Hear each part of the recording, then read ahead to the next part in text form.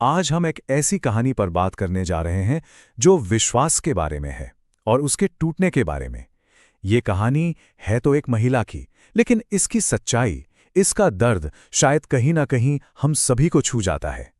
कहानी की जो मुख्य किरदार हैं, लूसी, वो कहती हैं कि उन्हें लगता था कि धोखा बहुत शोर मचाता है, बहुत ड्रामेटिक होता है, लेकिन वो कहती हैं ऐसा बिल्कुल नहीं है।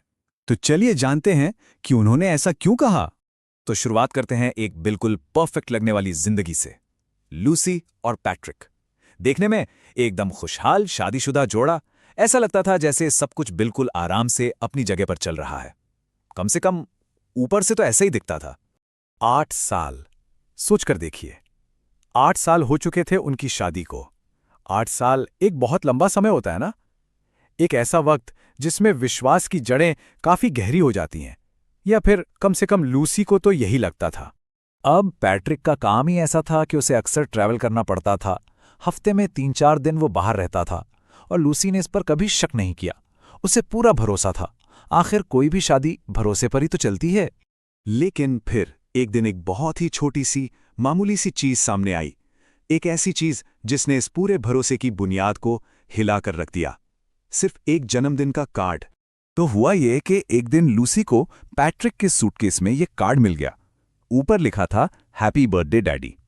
बिल्कुल सिंपल से शब्द थे, लेकिन लूसी के लिए ये एक ऐसी पहेली बन गई जिसका कोई जवाब उसके पास नहीं था, क्योंकि उनका तो कोई बच्चा ही नहीं था। तो फिर ये डैडी कौन था? किसने लिखा था ये? यही वो सवाल था जिसने उसकी पूरी दुनिया को हमेशा के लिए बदल दिया। उसने जब कार्ड खोला तो अंदर एक बच्चे की हैंडराइटिंग में लिखा था, आपको बहुत प्यार। प्यार, नोआ और लिली।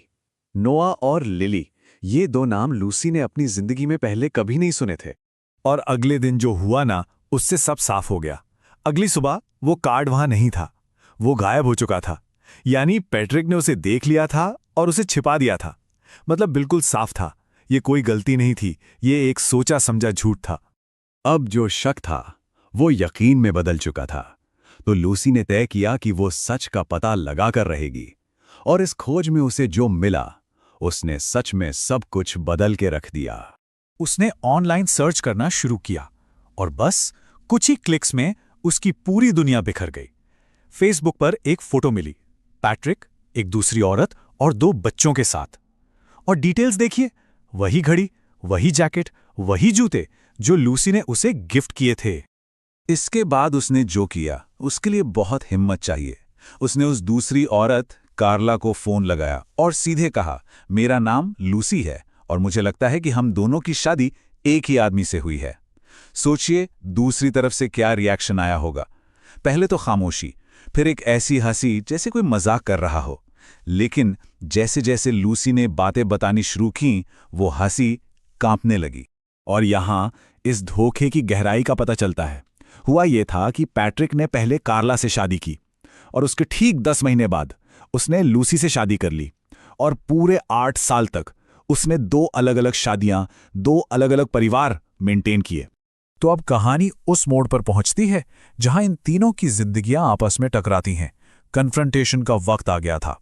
जरा उस सीन को इमेजिन कीजिए। पैट्रिक घर आता है और सामने उसकी दोनों पत्नियां बैठी हैं एक साथ। उसका चेहरा बिल्कुल सफेद पड़ जाता है। लूसी और कार्ला, उन्हें सिर्फ जवाब चाहिए थे। और उसका जवाब क्या था? मैं तुम दोनों से प्यार करता था। तो यहां सबसे बड़ा सवाल यही उठता है कि आखिर कोई इंसान इतने बड़े झूठ के साथ इतने सालों तक आखिर कैसे जी सकता है? इसके पीछे एक पूरा सिस्टम था, एकदम वेल प्लान्ड। उसने सब कुछ ऑर्गेनाइज कर रखा था। काम के बहाने अलग अलग शहरों में जाना, दोनों घरों के पास अलग अलग अपार्टमेंट्स रेंट पर लेना, बैंक अकाउंट्स और क्रेडिट कार्ड्स भी अलग अलग। और इन सब के ऊपर झूठ का एक ऐसा जाल जो बहुत सावधानी से बुना गया था। और उसी कन्फ्रंटेशन के बीच लूसी ने उससे वो एक सवाल पूछा जो शायद इस पूरी सिचुएशन का सबसे जरूरी सवाल था। इन दोनों में से असली परिवार कौन सा था? और पैट्रिक का जवाब सुनिए, दोनों ही असली थे। ये जवाब ही सब कुछ बता देता है। ये दिखाता है कि उसके दिमाग में सच्चाई का मतलब ही बिल्कुल बदल चुका था। तो इस पूरे तूफान के गुजर जाने के बाद लूसी ने इस धोखे के नेचर को, उसकी फितरत को एक बिल्कुल नए तरीके से समझा। लूसी को एहसास हुआ कि धोखा हमेशा चीखता चिल्लाता हुआ नहीं आता। कभी कभी वो बहुत शांत होता है, बहुत ऑर्गेनाइज्ड होता है। वो बिल्कुल उस आदमी जैसा दिखता है जो काम से घर आकर मुस्कुराता है, माथे पर किस करता है और पूछता है कि आज खाने में क्या है। और शायद सबसे जरूरी सबक जो उसने सीखा वो ये था कि पैट्रिक ने ये सब इसलिए नहीं किया क्योंकि वो दोनों से प्यार करता था, बल्कि इसलिए किया क्योंकि उसे अकेले रहने से डर लगता था। और विडंबना देखिए, आखिर में उसने दोनों को ही खो दिया। क्योंकि प्यार इस बात से साबित नहीं होता कि कोई कितनी बार घर आता है। प्यार तो इस बात से साबित होता है कि क्या वो सच में कभी गया ही नहीं था। पैट्रिक, वो कभी भी किसी के भी साथ पूरी तरह से नहीं था। और यही इस पूरी कहानी का सबसे बड़ा सबक है।